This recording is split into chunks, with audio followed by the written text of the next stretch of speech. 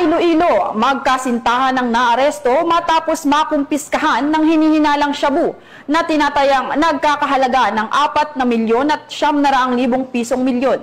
Ayon sa mga otoridad, nahuli ang dalawa sa ikinasang operasyon kung saan nasamsamang malaking halaga ng iligal na droga.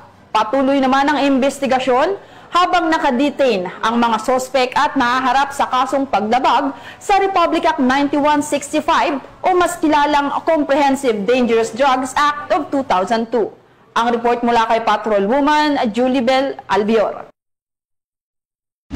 Isang matagumpay na operasyon ng kapulisan kontra iligal na droga ang naisagawa at umabot sa tinatayang 4.9 million pesos ang halaga ng hinihinalang shabu ang nakumpiska sa ikinasang drug buy bust operation sa NHA Village, Barangay Bakawan Sur, Concepcion, Iloilo, nito lamang 21 ng Setyembre taong kasalukuyan.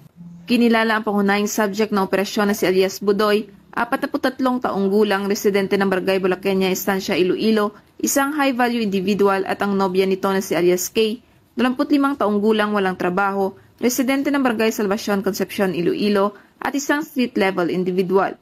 Nahuli rin ang pamangkin ni K na menor de edad na si Alias Nico, residente ng Barangay Salvacion, Concepcion, Iloilo. Ang matagumpay na operasyon ay bunga ng isang taong pagmamanman at pagsubaybay laban sa suspect na isinagawa sa pamamagitan ng pinagsamang puwersa ng kapulisan ng Iloilo Provincial Drug Enforcement Unit, Provincial Intelligence Unit, Concepcion Municipal Police Station, 2nd Iloilo Provincial Mobile Force Company, at Estancia MPS.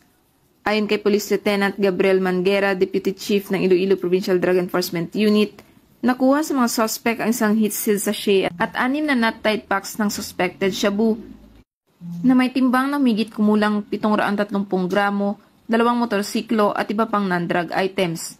Ayon pa kay Police Lieutenant Manguera, si Alias Budoy umano ang nagsusupply ng iligal na droga hindi lamang sa ikalimang distrito ng Iloilo kundi umaabot din hanggang Rojas City, Capiz. Naharap ngayon sina Alias Budoy at Alias K sa kasong paglabag sa Republic Act 9165 o Comprehensive Dangerous Drugs Act of 2002, habang si Alias Nico ay turn over sa Municipal Social Welfare and Development Office para sa tamang disposisyon sa ilalim ng probisyon ng Juvenile Justice and Welfare Act o Republic Act 9344. Ang matagumpay na operasyon na ito ay patunay ng walang humpay ng kampanya ng pamahalaan ng kapulisan laban sa iligal na droga upang mapanatili ang maayos at ligtas na bagong Pilipinas. Mula dito sa Western Visayas, ako ang inyong Police News Network correspondent, Patrolwoman Julibel Albior, alagad ng batas tagataguyod ng Balitang Pulis.